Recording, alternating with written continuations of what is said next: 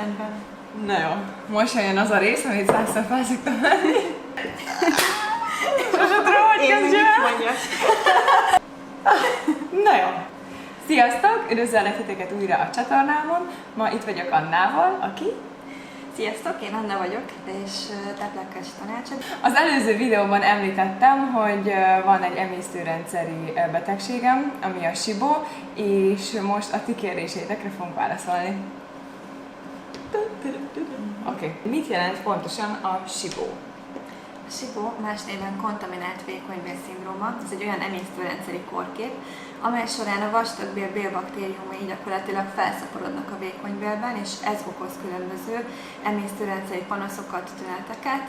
Például ez mindenkinél nagyon egyénfüggő, de legtöbbször az étkezéseket követően 1-2 órán belül jelentkező puffadás, ez egy tipikus tünet, hogy a széklegedés és a hasmenés. Igen, ez tök érdekes, mert én bárkivel beszéltem, aki puffad, annak mindig az volt a problémája, hogy ugye eszik valamit és egyből felpuffad. És én mondtam, hogy én is szoktam puffadni, de én nem evés után, hanem egyből, hanem evés után ilyen 1-2 órával, amikor már itt tök jól vagyok. Minden jól laktam, és egyszer csak azt érzem, hogy felpuffadtam, elkezd nyomni, fáj a hasam, meg nekem még az is volt, hogy azért az a korai tehetségérzet.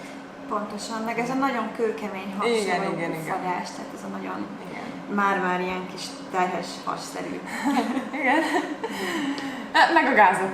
Igen, a folyamatos gázképződés, igen. Úgyhogy erről fontos beszélni, mert sokkal több embert érint, mint ahogy ezt gondoljuk, és nagyon félelmetes, hogy milyen sokan nem ismerünk róla beszélni, pedig milyen fontos téma. Hát nem, igen. A második kérdés az az, hogy mi miatt alakul ki a SIBO, ami tök jó kérdés, mert ezt én sem tudom, hogy most ez miért alakult ki nálam, vagy hát bárkinél.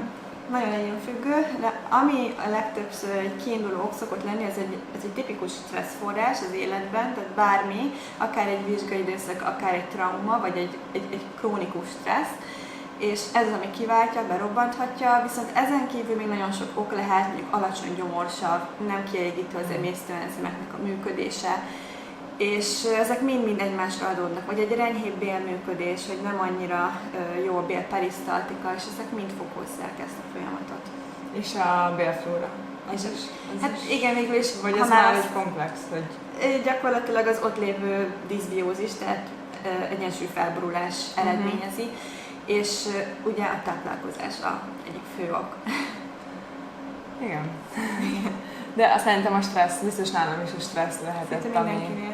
És azt látom, hogy amíg nem rendeződik a stresszforrás, addig nem igazán lehet elindulni egyről kettőre sokszor. A következő kérdés az, hogy gyógyítható-e a SIBO? Reméljük.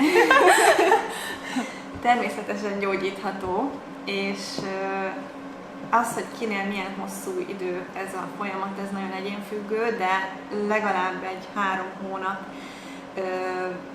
lefutási ideje ennek mindenképpen szükséges. Ugye a kezelőorvos felállítja a diagnózist, és ugye utána következően van egy rövidebb, hosszabb antibiotikum kúra, amit ő előírhat, és akkor utána ezzel együtt, ezzel párhuzamosan pedig figyelni ugye az életmódbeli tényezőkre, a táplálkozásra, és ezeken keresztül szép fokozatosan meg lehet valósítani a gyógyulást. Igen, én is szedtem antibiotikumot, azt hiszem ez csak ilyen 5 napos volt, és hogyha jól tudom, akkor ez egy bélben felszívódó antibiotikum, tehát nem olyan antibiotikum volt, mint ez az átlagos, hanem egy kicsit másabb fajta, és viszont igen, én is az étrendet azt most fogom elkezdeni, amit Anna írt nekem, úgyhogy majd lentre leírok minden elérhetőséget, hogyha esetleg ti szeretnétek étrendet, bár mint ahogy mondta is Anna, hogy igazából az étkezéssel fog ez helyreállni, nem gyógyszerekkel, úgyhogy muszáj odafigyelni. A következő, hogy milyen diétát kell követni? Hát ugye itt is csak azt tudom mondani, amit eddig is, hogy nagyon egyénfüggő, hogy egyrészt az, hogy kinek milyen tünetei vannak, mi a stresszforrás, mi a kialakuló oka ennek az egésznek, de ami biztos, hogy nagyon fontos lesz, és szerintem mondanom sem kell, ugye a finomított szénhidrátoknak az elkerülése, kizárása, a cukrok, ezek mind ugye táplálják ezt a fajta rossz bélflórát, ezeket az ügyleteket okozza, valamint igen, különböző kiegészítőknek a használata, ami szintén ugye egyénre van szabva. Bizonyos szénhidrátok, fermentálódó széneknek az elkerülése, bizonyos rostok szelektálása az étrendből. Igen, a túl sok rost az nem jó. Igen, és ugye ez a gyümölcs cukorra is nem érvényes lesz, meg ugye nyilván a tejtermékekre a laktóz. És a laktózmentes az jó lehet, vagy ez is egyénfüggő? Hát ugye itt mindenképpen ki kell zárni majd a laktózt. Legtöbb esetben, akinek sibója van, ott előfordul, vagy hát nagyon nagy esélye van ugye laktózérzékenység is. Attól, hogy laktózmentes, attól nem lesz jó. Hát ugye ott felmerül a kérdés, hogy a tejtermékek az miért nem lesz jó más szempontból. Tehát igen. Főleg nekem ugye van, egy előző videómban volt az ételintolerancia, és ugye nekem is kijött a tehéntej, úgyhogy az a tegnapi túlóban húztam. Igen. Ja. Kell egy gyógyszert szedni, hát... Igen, ez nagyon fontos, hogy első körben mindig keressünk fel egy szakorvost, egy gasztroenterológust, az nagyon fontos. És igen. ő az, aki diagnózist felállíthat, aki a kilégzéses teszt alapján felállíthatja a diagnózist, és kimondhatja azt, hogy valakinek sibója van, és természetesen az ő szava az első, de az ő általa előírt antibiotikum kúrának nagyon-nagyon jó megtámogatása tulajdonképpen az étrend és az életmód. Igen, úgyhogy mint mondtam, én is szedtem, nem volt, talán csak egy 5 napos kúra volt, és egyébként tényleg semmilyen mellékhatása nem volt. És amit még pont ezzel a laktóz teszttel akartam mondani, mert utána még volt egy ilyen kérdés, de akkor ezt most felteszem, mert egyébként nekem sem volt fogalmam róla, hogy mi az a laktulóz, és akkor, mikor nekem is mondta az orvosom, hogy akkor csináljuk meg ezt a tesztet, meg ezt, és akkor szerintem az emberben, vagyis bennem az volt, hogy szerintem nem kell, mert hogy úgy van ez a hidrogén kilégzéses teszt, és van a fruktóz, a laktóz és a laktulóz.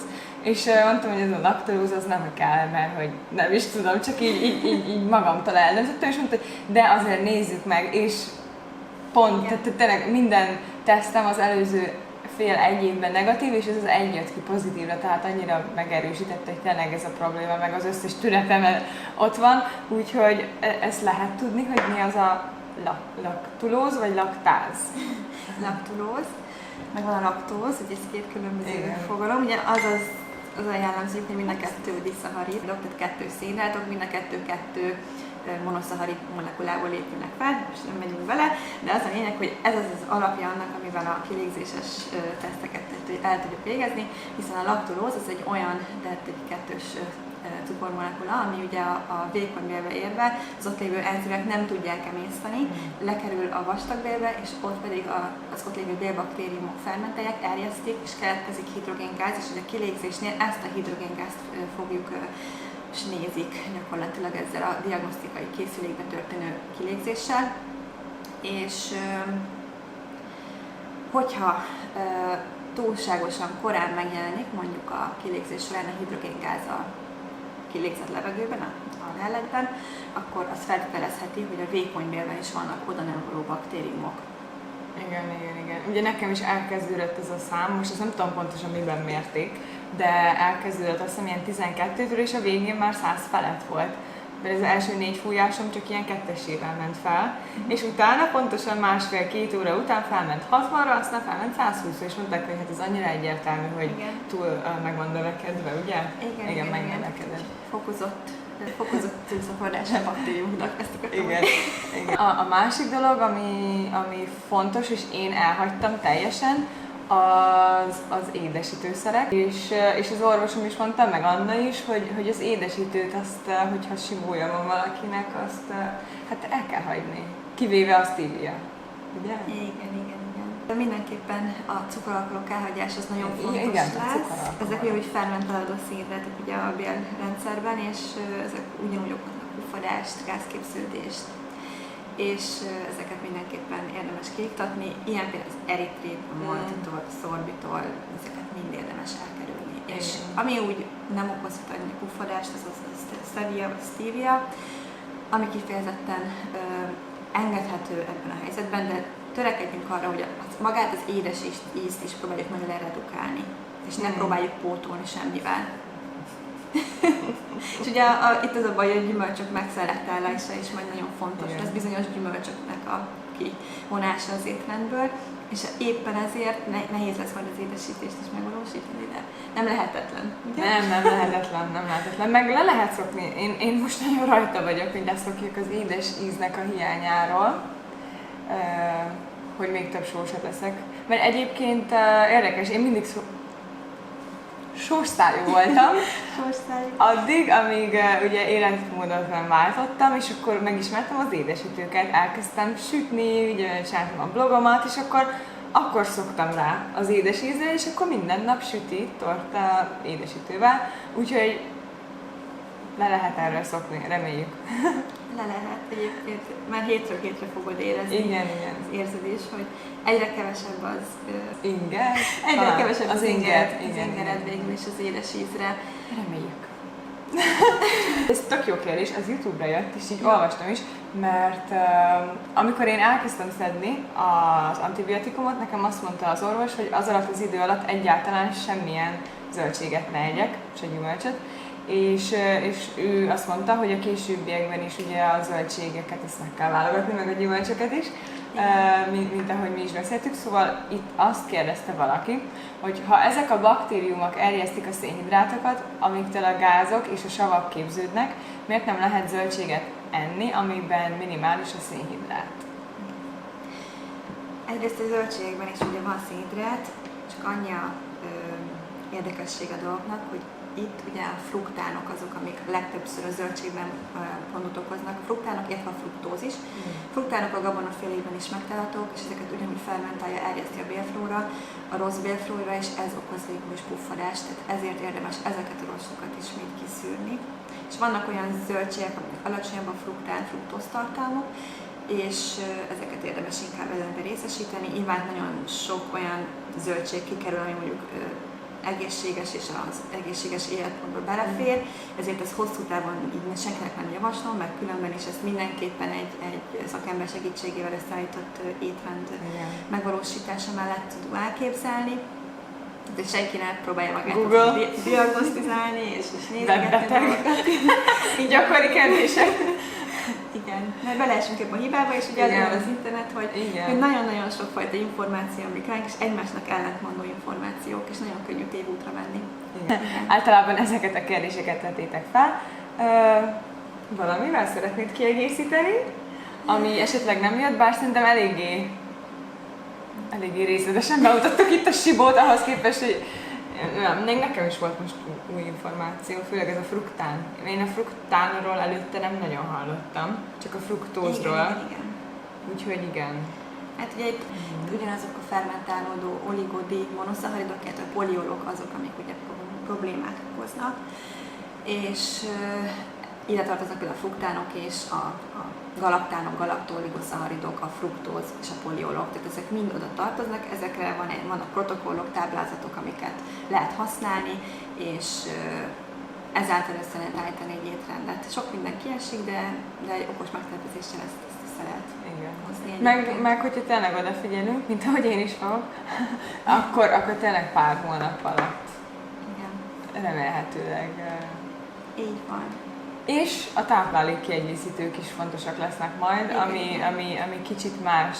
Igen, ugye? És az viszont tényleg egyébként, és az tényleg a... Igen, hogyha Annát megkeresitek, akkor tud nektek segíteni benne, mert ez tényleg minden, tehát egy étrendet tényleg egyénileg kell. Ezért sem jó keresgélni az interneten, mert tényleg ami neki jó, az nem biztos, hogy nekem jó. Úgyhogy... Persze, mert valakinél a sibó ugye székrekedésben, valakinél pedig hasmenésben nyilvánul meg, és ugye nem mindegy az, hogy ezt milyen oldalról közelítjük meg, milyen kiegészítőkkel. Ezért fontos itt is a személyre szabadság. Igen. Úgyhogy, köszönöm szépen. Köszönöm, hogy eljöttél a nappalimba. És én köszönöm a lehetőséget.